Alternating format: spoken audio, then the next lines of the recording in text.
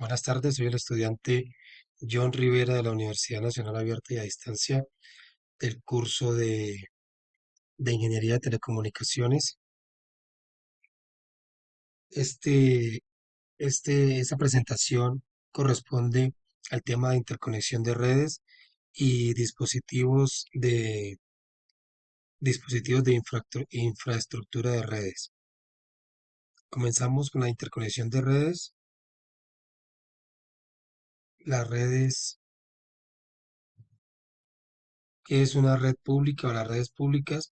Estas redes públicas son utilizadas para brindar servicios públicos. Una red pública más conocida por todos es, por ejemplo, la Internet. Es una red que presenta mucha información de manera pública, de que cualquier persona puede acceder a ella, obviamente mm, por medio de un proveedor de servicios de Internet. Estas redes públicas pueden contener líneas dedicadas, red telefónica conmutada o comunicaciones vía satélite. Esas son como las estructuras de de estas redes públicas. Las líneas dedicadas corresponden a contratos que realiza una persona o una empresa con un proveedor de servicios de Internet. Obviamente en este contrato hay un pago de renta, hay un pago de acuerdo al contrato, puede ser mensual, que es lo más corriente que se ve, que el pago es mensual. Cuando se tienen estas líneas dedicadas, lo que se tiene es un canal fijo para, para el flujo de la información. Es decir, solamente va a estar funcionando este canal para dicha persona o empresa que haya contratado el servicio. Estas líneas dedicadas puede ser entre dos o más emplazamientos, es decir, que la persona o la empresa que contrata puede tener, distribuir puede distribuir otras redes internamente y, perdón, y bueno, por los emplazamientos es porque pueden existir diferentes antenas o puntos en diferentes partes. También estas líneas dedicadas tienen servicio de telefonía y datos o conexión a Internet. No presentan números telefónicos, ya que estas líneas por el contrato que se tiene está siempre, está siempre permanente. Ambos extremos, la conexión de extremo a extremo está permanentemente habilitada, no presenta número telefónico, no hay necesidad de marcación. La provisión de equipamiento para transmitir entre dos o más puntos en una red. Esas son de las líneas dedicadas. Las líneas dedicadas tienen circuitos digitales y tienen circuitos análogos o analógicos. El circuito punto a punto, que es de pronto el más común, ¿en qué se utiliza con estas líneas dedicadas? Tiene conexiones permanentes y constantes en entradas transaccionales, es decir, que estas líneas dedicadas las utilizan mucho más que todo las plataformas de bancos o de ventas en línea en la que tienen que hacer transacciones o, o ahorita, por ejemplo, las aplicaciones de bancos para hacer retiros o para hacer pagos, es donde se utilizan estos canales. Entorno en línea y consulta continuadas, lo que se puede ver, por ejemplo, en empresas de telefonía o empresas de servicio al cliente o los canales de servicio al cliente utilizan estas líneas dedicadas donde están constantemente habilitadas para las llamadas. Transmisión interrumpida durante muchas horas. Transmisión ininterrumpida. Esto lo puede utilizar más comúnmente las empresas, ya que pues tienen reuniones de trabajo o necesitan hacer videoconferencias en las que de pronto dura mucho tiempo y en esta clase de eventos es donde se utilizan estos canales de líneas dedicadas. Y bueno, cuando se requiere entablar comunicación y tener la información respuesta de manera eficiente y eficaz, para interconectar de manera conmutada redes locales. Como decía anteriormente, después de tener una red dedicada, puede distribuir internamente otras redes locales. Red telefónica conmutada. Esta red telefónica conmutada es el conjunto de dispositivos de conmutador, de, de cables, de señal que permite la comunicación o la transmisión de señal de voz.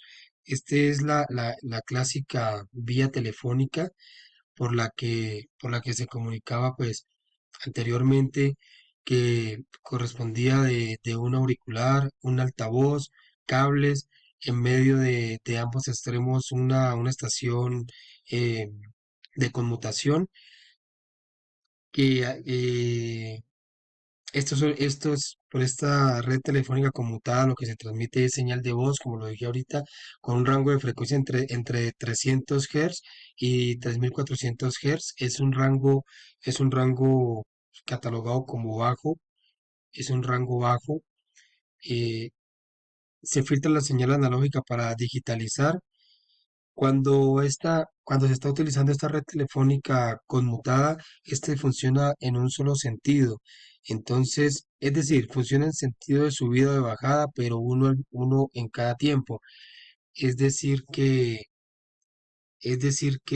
por esto se utiliza supresores de eco, porque tiene una sola línea. Estos recursos no se pueden utilizar con más de dos terminales a la vez. Es decir, una llamada funciona simplemente entre dos terminales. Para poder que otro terminal ingrese o realizar una llamada a otro terminal, primero toca terminar una y ahí inmediatamente se liberan los recursos para continuar con la otra. Los parámetros de digitalización de la señal. Estos parámetros pues, existen dos leyes, una para que se aplique en Europa y otra que se aplique en Estados Unidos y Japón, que es la ley A para Europa y la ley MU para Estados Unidos. Estos parámetros utilizan que tenga un número de bit de 8 y una frecuencia de muestreo de 8000 Hz. Estas, estas leyes básicamente lo que hacen es que presentan unos parámetros para intensificar la señal cuando esté muy baja o para minimizarla cuando esté muy amplia. Básicamente eso es lo que se maneja, pero pues para conocer un poco más tocaría entrar directamente a conocer sobre las leyes. Las ventajas de la red de telefónica conmutada. La comunicación telefónica se puede hacer con cualquier usuario en el mundo, pero esto implica, como lo dije ahora, esto presenta unas distancias, unos rangos. Entonces entre más rango haya, entre más distancia haya, más rango se necesita, y obviamente se va a necesitar unos costes, que eso lo voy a mencionar ahorita en las desventajas. Tenemos que esta red presenta una compatibilidad con redes internacionales. Es precisamente lo mismo. Ese se puede tiene compatibilidad con redes a nivel mundial. Tiene buena velocidad en la comunicación. El costo para la comunicación es moderado, pero esto varía de acuerdo al uso. O las desventajas. En las partes rurales, pues se presenta ausencia. La verdad, en rurales muy lejanas se presenta ausencia, tal vez o quizás por la cuestión del uso del cable, que saldría bastante costoso. Presenta retraso en comunicación por sobrecarga cuando se está utilizando demasiadas llamadas al mismo tiempo, puede existir una sobrecarga. La estructura para señales analógicas es de baja transmisión de datos. El incremento del coste según la distancia, esto era lo que mencionaba cuando se dice que llamadas a larga distancia se pueden hacer, pero esto implicaría costos más altos. equipos y servicios de la red de telefonía conmutada. Básicamente se compone de un módem o un modulador, un servicio de telefaz, videotex, teléfono, un equipo, un dispositivo electrónico. Este lo que hace bueno, pues por medio del dispositivo electrónico funciona mediante el módem que es el que modula la señal y pasaría directamente a comunicarse con los otros dispositivos por medio de la red. El servicio de Telefaz es un servicio de soporte donde se podía o se puede imprimir un, un documento que se puede escanear en otro dispositivo y se puede imprimir físicamente, valga la redundancia, se puede tener físicamente en otro dispositivo a distancia. El videotest es un dispositivo utilizado para transmitir o enviar texto y videos muy parecido a lo que se puede o se conoce como los correos o la utilidad que tiene el correo y el teléfono clásico, pues que todos lo conocemos para las diferentes llamadas. El Dial Hub es básicamente lo mismo que esta forma de red, con la diferencia es que entre el modulador y el modulador perdón, utiliza para poder realizar la conexión, utiliza un proveedor de servicios de Internet, que este proveedor de servicios lo que Lo que se presenta con esto es que debe haber un contrato, ellos le suministran el módem, le suministran unas credenciales para que usuario y contraseña, para que puedan ingresar y poder tener los beneficios de Internet, que son el email, navegación, pueden tener información de ficheros. La velocidad hasta 56 kilobytes por segundo, el valor es de acuerdo al consumo y las credenciales de acceso, como lo mencioné anteriormente. Las comunicaciones vía satélite. Estas son enlaces con estaciones fijas o móviles que se encuentran en la parte de la órbita de la Tierra. Pueden ser activos o pasivos. Este presenta una serie de desventajas y de ventajas y desventajas. Empezamos con las ventajas que son la órbita geosincrónica con latitud 0 grado fija.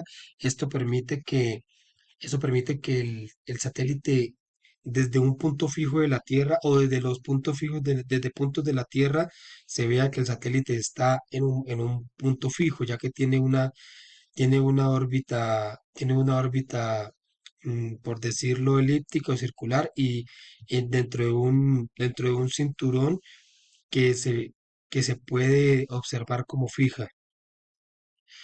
El enlace es permanente con los satélites desde Tierra al satélite es permanente. El coste, el coste no implica por la distancia ni por la recepción y presenta un gran ancho de banda. Las desventajas es la poca posibilidad que presentan los países para poder contratar o tener su propio satélite o utilizar estos satélites. Existen posibles zonas de sombras, es decir, que algunos puntos desde la Tierra no tienen una posición donde queden directamente apuntando al satélite. El coste de operación es elevado, ya que estos satélites presentan una desviación poca, pero muy continua. En todo momento están desviándose, están tratando de alejándose y para este elemento dispositivo retomar su cauce o su órbita, perdón, utiliza un combustible que es lo que hace que el coste de operación sea bastante elevado. Cuando este combustible se acaba, el satélite sale de funcionamiento y causando otra la desventaja que es el quedar como basura espacial. Por eso se dice que la vida útil es limitada. Queda como basura espacial y, y esto limita pues espacio o ocupa posición para que otros dispositivos o satélites puedan estar en esa parte. Igualmente, igualmente pues estas basuras espaciales evitarían o podrían estrellar otros satélites que estén en funcionamiento.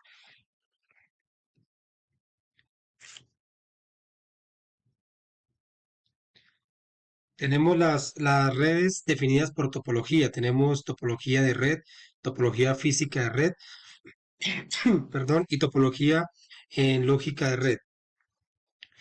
La topología de red lo que hace mención es a la forma, a la estructura como, o mejor dicho, no, al conjunto de elementos que conforman la red. Por ejemplo, los concentradores, los enrutadores, el cable, los terminales.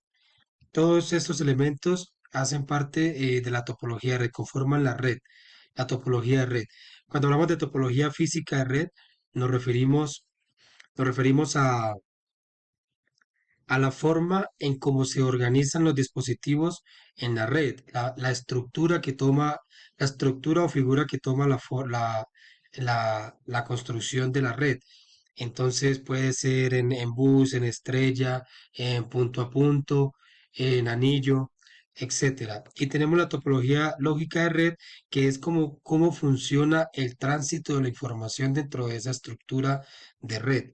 Entonces, pues esta puede variar mucho respecto a la figura que se presente físicamente a cómo realmente se transporten los datos. Por ejemplo, puede existir que una figura parezca en anillo, pero realmente la topología está configurada en bus. Entonces es un ejemplo de cómo se puede presentar allí la diferencia. Tenemos la topología en bus. La topología en bus está comprendida por un segmento que sería este el segmento. En ambos extremos, este tiene unos conectores en T o en vampiro. Tiene, tiene un terminador, este terminador adaptado, que es el que permite o nivela la impedancia del cable por el que se va a transmitir la señal. Este, esta tipología en bus tiene tiene una ventaja en cuanto a la parte económica, en cuanto al coste, ya que utiliza muy poco cable y, y aquí el problema es que presenta un punto único de fallo. Entonces, si se daña el cable en algún punto en el que transmita señal, pues todos los elementos quedarán desconfigurados o quedarán inhabilitados. Y el ancho de banda pues es compartido. Entre más nodos haya, más lento o menos eficiente va a ser el curso de la información. Ujú. Tenemos la topología en anillo. Esta topología, si se observa de una manera simple, está compuesto por por un cable que conecta tanto de entrada, tanto de entrada como en salida en cada nodo, formando así que tenga una estructura cerrada. Esta estructura también tiene un problema de punto único fallo porque como es una estructura cerrada, si se llega a ver un corte, una interrupción en alguno de las partes del cable, todos los equipos quedarían inhabilitados, quedarían sin funcionamiento correcto, pero también existe una figura que es de doble anillo, que tendría doble cable. Este doble cable le puede servir, tiene varias ventajas. Una es que permite que si hay un fallo, pues la red siga funcionando. Y la otra es que puede haber un tránsito en un sentido de solicitud y de respuesta en otro sentido por el otro cable. Entonces, esto permitiría que hubiera más eficiencia al momento de utilizar la red, de hacer requerimientos en la red. Este presenta un problema que es de escalado, tiene un límite de nodos, tiene hasta un cierto límite para poder agregar dispositivos a la red. Y como lo dije, y por ser una estructura cerrada, presenta más uso de cable, por lo tanto tiene un costo más elevado, más robusto, a diferencia de la tipología tipo bus.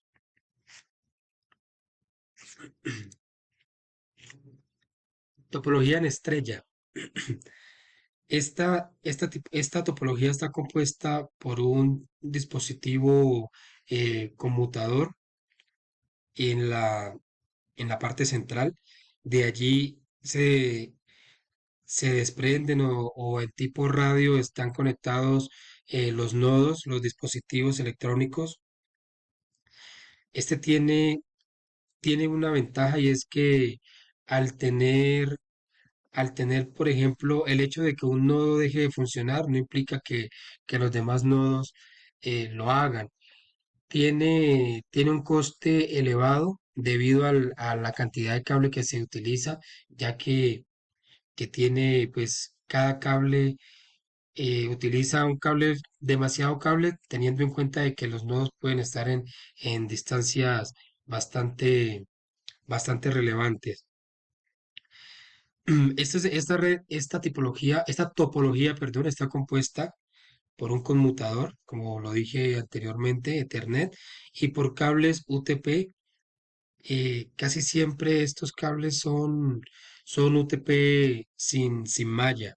Son el cable, pues, cable más sencillo que se utiliza para el transporte de señal de datos. Una ventaja que tiene esta topología es que simplifica la detección de errores. Es decir, es muy fácil darse cuenta dónde hay un error porque, porque el elemento que deje de funcionar es el que está presentando el error. No tendría que hacerse un test o una prueba en los demás dispositivos porque los demás no tendrían ningún inconveniente.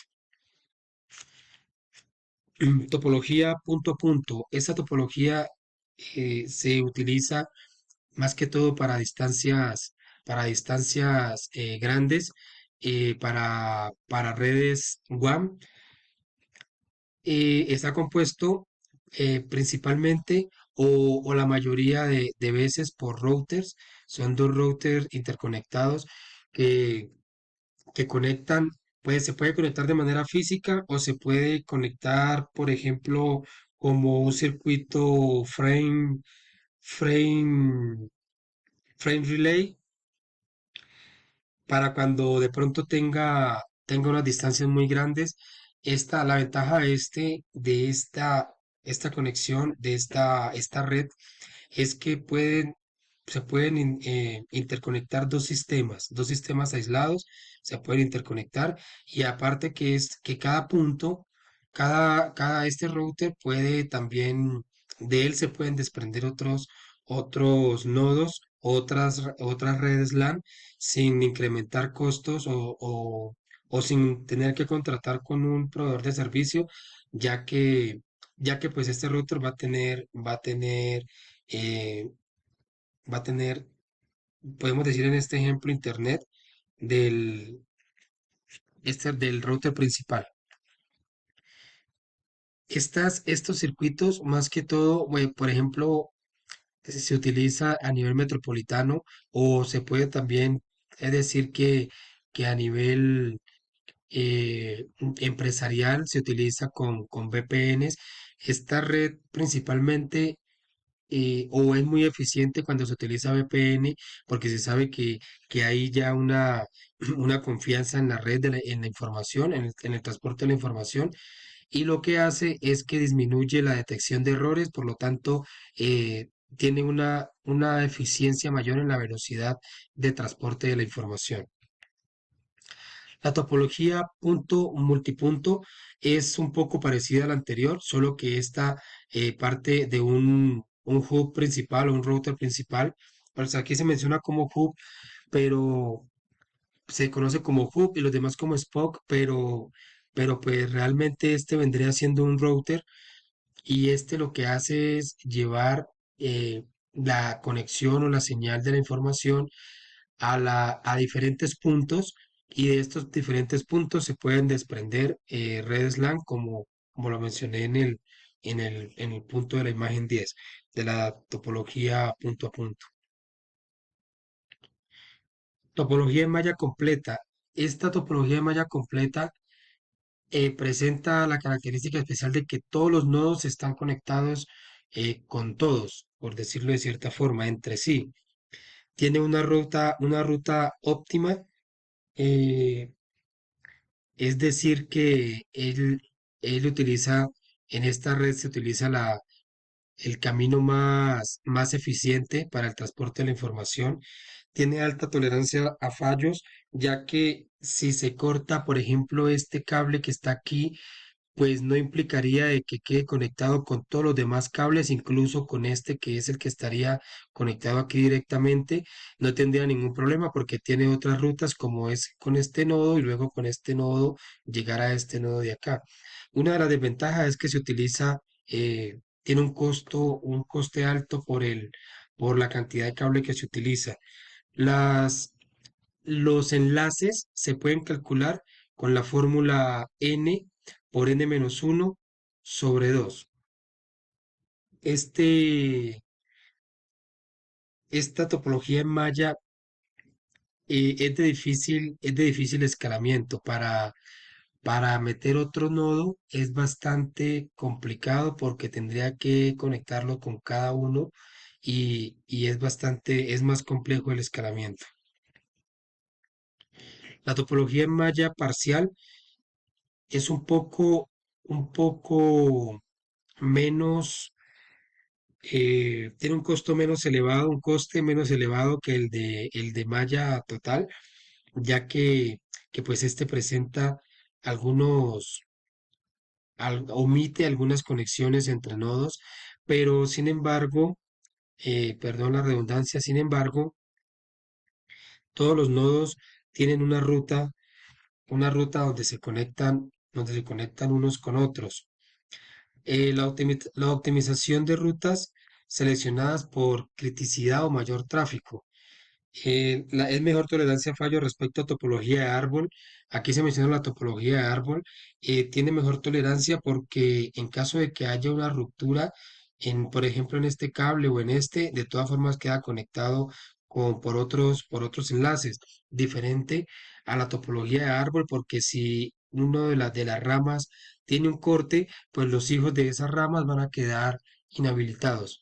O mejor dicho, desde la rama hacia abajo quedarían inhabilitados. Entonces, por eso se menciona que tiene mejor tolerancia a fallo respecto a la topología de árbol, pero no tiene mejor tolerancia a fallo respecto a la de malla completa. El coste, como lo dije, también es un poco menos elevado que el de malla completa. Sin embargo, también el coste de este es amplio por la cuestión del uso de bastante cable. Redes según extensión geográfica. Las redes se clasifican según la extensión geográfica como las redes locales, conocidas como LAN, de área local, red de área extensa, conocida como WAN, Wide Area Network, red de campus, conocida como CAN, es las redes que se utilizan en los complejos, pueden ser universitarios o un complejo hospitalario. eh, sí, como hay una universidad, un colegio, está red de área metropolitana, Metropolitan Area Network. Estas redes se componen porque tienen un área, como se dice, valga la redundancia, metropolitana, en una ciudad donde hay diferentes redes LAN en diferentes partes y se conectan a un emisor principal, por decirlo de cierta manera. Red de área personal ya es un área mucho más corta, que es, por ejemplo, la conexión de un computador a un celular. Aquí vemos en imágenes la red LAN, está compuesta aquí en este caso por un router, le da energía a una, es dentro, eso se supone dentro de una vivienda, le da le da, perdón, no energía, le da internet o información. Decía que aquí entonces el router lo que hace es enviar la señal de internet o de datos a todos los dispositivos que se encuentran dentro de la casa. En la red WAN, el ejemplo más claro es el internet, que está a nivel, perdón, a nivel mundial y se está interconectados todos los elementos electrónicos. Tenemos la área la MAN, área metropolitana, que este se ve que funciona eh, en la topología de estrella, que es un proveedor de servicios de Internet, el cual provee a diferentes puntos puede ser dentro de una ciudad. Las redes CAN, las cuales de campus, que como se puede ver es una escuela, una librería, un hotel, está todo dentro de un mismo complejo. Las redes, según la ubicación de los recursos, también se clasifica según la ubicación de los recursos. Tenemos principalmente, bueno, principalmente no, inicialmente redes cliente-servidor, la cual es donde hay un servidor principal donde está la información y todos los elementos están conectados a este servidor. Aquí se utiliza por medio de un switch, puede ser, y se conectan al servidor.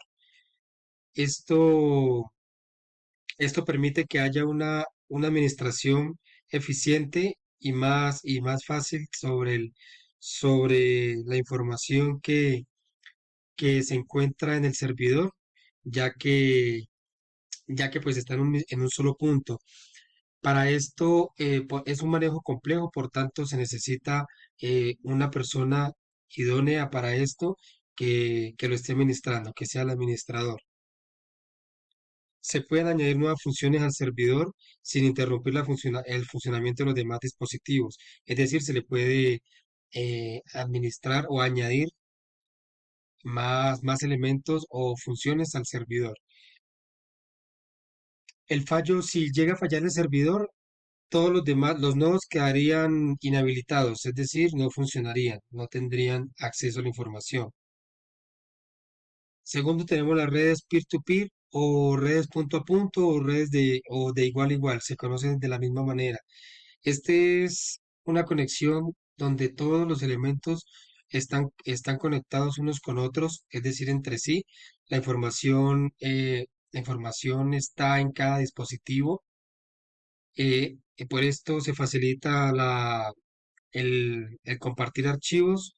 No es necesario que lo administre una persona superidónea, no es necesario. Se pueden incluir nuevos clientes sin dificultad, pueden agregarse otros nodos sin ningún problema. Y el fallo de un equipo no, o de un nodo, de un peer, que sería un compañero, no, no interfiere en la funcionalidad de los demás. Tenemos los dispositivos de infraestructura de red que tenemos concentradores, conocidos como hubs, puentes como bridge, conmutadores switches, conmutadores multinivel, encaminadores, que son los conocidos routers, balanceadores de carga, concentradores VPN, cortafuegos, servidores DHCP, servidores DNS, servidores proxy, cifradores, que son los mismos encriptadores, y filtradores de contenido. Un concentrador hub que pues según lo que encuentro es que el hub ya pues casi no se utiliza. Un hub presenta diferentes puertos por los cuales envía la información a a los diferentes dispositivos. Este hub tiene como desventaja que tiene un mismo dominio de colisión, es decir, que no pueden, no se le puede transmitir, no se puede transmitir información de dos nodos al mismo tiempo, porque habría entonces una colisión de la información, habría un fallo. Lo mismo, lo mismo que la cuestión de la retransmisión, En el momento en que se envíe un solo nodo envía información, esta información va a llegar a cada uno de los puertos. Como dije ahorita, si el hub envía una información, no se va a retransmitir solo al nodo que esté solicitando la información, sino que la información se va a retransmitir o se va a enviar, perdón, se va a enviar a todos los terminales. Los hub pueden ser pasivos, activos o inteligentes. Un hub pasivo es que no amplifica señal, un hub activo amplifica señal y un hub inteligente trabaja con el protocolo SNMP, el cual es un protocolo que permite administrar o monitorizar el sistema. Los puentes o bridge son dispositivos que trabajan en la capa 2. Estos puentes trabajan para unir dos o más LAN, pero con dominios de colisión separados. En realidad cada puerto presenta un dominio de colisión, pero separado.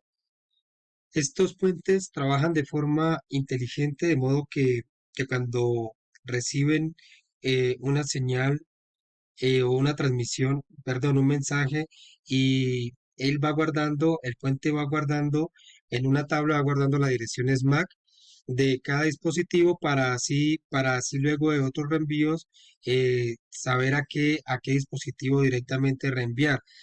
Pero al momento de retransmitir, estos, ahí esa dirección MAC no queda registrada. Por tanto, al momento de retransmitir, la información va a llegar a todos los puertos del puente, excepto al puente del nodo que está emitiendo el mensaje.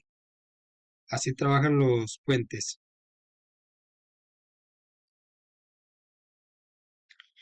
El conmutador o switch. Estos conmutadores presentan la misma funcionalidad que los puentes, con la diferencia de que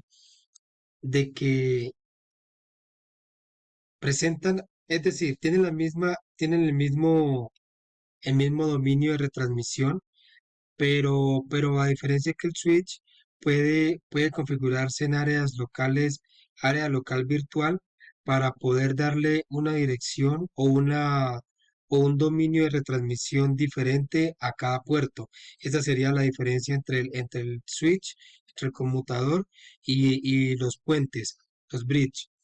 Un conmutador multinivel presenta exactamente la misma funcionalidad que el conmutador normal, el switch, con la diferencia de que, bueno, el conmutador funciona, es un elemento de capa 2 también, y este conmutador multinivel es un elemento también de capa 2, presenta las mismas funcionalidades del conmutador, el switch normal, con la diferencia de que este conmutador multinivel puede, puede comunicarse o puede enlazar tanto segmentos de redes como redes completas, y comunicarse con niveles diferentes dentro del modelo, con las capas diferentes dentro del modelo OSI.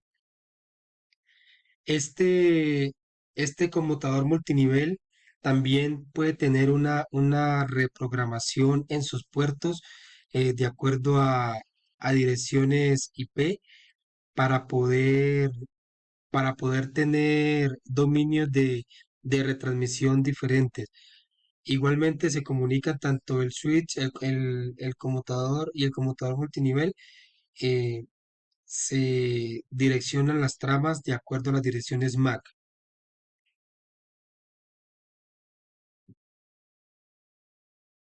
Los routers. Los routers son elementos de la capa 3 que basan su direccionamiento o de redireccionamiento en direcciones lógicas, por ejemplo, como las IP. Los dominios separados, los puertos todos los puertos del router presentan dominios separados de colisión y dominios separados de retransmisión. Las interfaces, un router puede contener interfaces de diferentes clases, por ejemplo, como la Ethernet, la fax Ethernet, entre otras. Estas interfaces pueden ser LAN, pueden ser en serie, pueden ser en lógica o interfaz de consola. La interfaz LAN es la que permite o la más común, la que permite las conexiones de redes LAN, eh, la cual se configura por medio de direcciones MAC. Las, las interfaces en serie, que son las que se utilizan para conectar e interconectar, por ejemplo, entre dos routers o cuando se va a conectar un router a la red WAN. Eh, Están las lógicas. Bueno, la interfaz puede ser activa, una interfaz puede estar activa, inactiva y administrativamente inactiva. La activa es cuando existe una conexión bien, está realizando una conexión. La inactiva es cuando se encuentra conectada pero no realiza una conexión correcta o efectiva. Y la administrativamente inactiva es cuando esta interfaz. Administrativamente inactiva es cuando está configurada para que esté inactiva, pero puede ser activada por medio de un comando. Decía que existen las lógicas, las interfaces lógicas están en las loopback, las nulas y las de túnel. Las loopback son las que funcionan como una especie de frontera para que los paquetes que se transmiten no pasen estas fronteras, es decir, que se concentren o estén todas dentro de la red donde se quiere. Las nulas son interfaces lógicas utilizadas como muros para cuando se quiere de pronto evitar que entre alguna clase de paquete. Entonces lo que hace esta red nula es devolver dichos paquetes. Y las de puente son las que se utilizan para enviar una clase de paquetes en especial, en una trama en especial. Entonces se utiliza esta interfaz de túnel para retransmitirla. La interfaz de consola, esta interfaz se utiliza para poder conectar, por ejemplo, un computador, conectarlo al router y poder utilizarlo como consola y poder hacer diferentes configuraciones. Seguimos. Balanceador de carga. Estos balanceadores de carga lo que hacen es que pueden retransmitir toda la información a diferentes dispositivos ocultos mediante una misma dirección IP. Los concentradores de VPN, estos concentradores son importantes cuando de pronto diferentes sedes que se encuentran en partes distantes desean tener una información, un tráfico de información más segura. Estos concentradores VPN lo que hacen es utilizar unos túneles por los cuales eh, por medio de Internet, que es una red no segura, y la VPN es una red virtual segura. Entonces, esta VPN son túneles que se utilizan dentro de la Internet para poder transmitir esta información de una manera segura. Y cada dispositivo en cada sede debe tener una VPN, ya que cuando son demasiados, los routers no dan abasto para realizar esta clase de transmisión de información. Los cortafuegos. La funcionalidad de estos cortafuegos es proteger la red del tráfico malicioso o de información que de pronto no se quiera manejar de una manera pública. Este dispositivo trabaja en la capa 3, puede estar en un router, en una aplicación, puede estar como un antivirus o en un servidor. Presenta la configuración más básica, presenta dos interfaces, una externa y otra interna. La externa es la que da acceso a la parte pública y la interna es la que maneja la información de manera privada. Los servidores DHCP son servidores que, que así, estos servidores lo que hacen es, es asignar una dirección IP a cada dispositivo de manera automática. Esto esto lo hace con los equipos que pertenecen al mismo segmento de red o también lo puede hacer con otro segmento de red de donde hayan habido peticiones, que se hayan redireccionado peticiones de un router. Redireccionamiento, perdón, esta asignación automática de IP, lo que evita es que el administrador se vea la necesidad de asignarle direcciones IP a a cada equipo. Se me pasó esto acá. A cada equipo. Servidores DNS. Los servidores DNS lo que hacen es convertir o asignarle una dirección IP a un nombre de dominio. No le asigna, le cambia o lo convierte, el nombre de dominio lo convierte en una dirección IP. Esto, esto con el fin o teniendo en cuenta de que es más fácil para una persona, para un usuario, memorizar una cadena de caracteres, es decir, un nombre, a una cadena de dígitos, es decir, a una dirección IP, a un número conformado por, un número muy extenso conformado por diferentes números. Los servidores proxy, lo que hacen los servidores proxy es es redireccionar las peticiones del cliente hacia servidores, los servidores que necesita el cliente, es decir, de acuerdo a la solicitud que el cliente realice, el servidor proxy gestiona esa petición, redireccionando dicha solicitud hacia el servidor que mejor responda a las necesidades del cliente. Muchas veces el mismo servidor proxy gestiona la solicitud y respuesta del cliente. El servidor proxy también guarda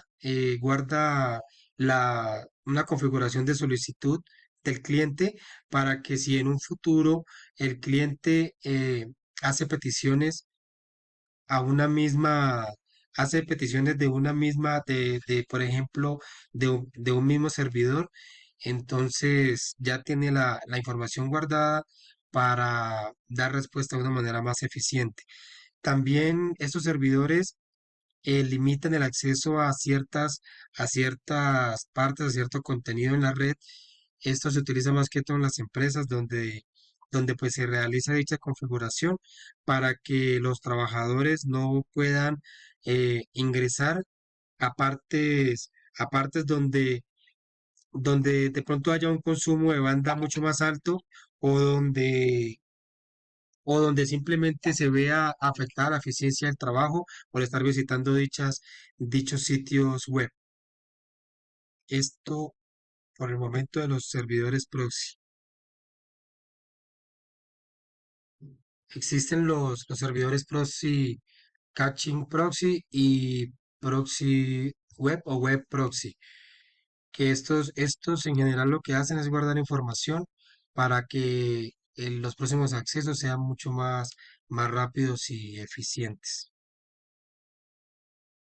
Los cifradores o encriptado, estos dispositivos lo que hacen básicamente es encriptar o es decir, cifrar o descifrar la información que pasa a través de él. Eh, una función también importante es que descarga de este trabajo a los servidores y a los routers, haciendo que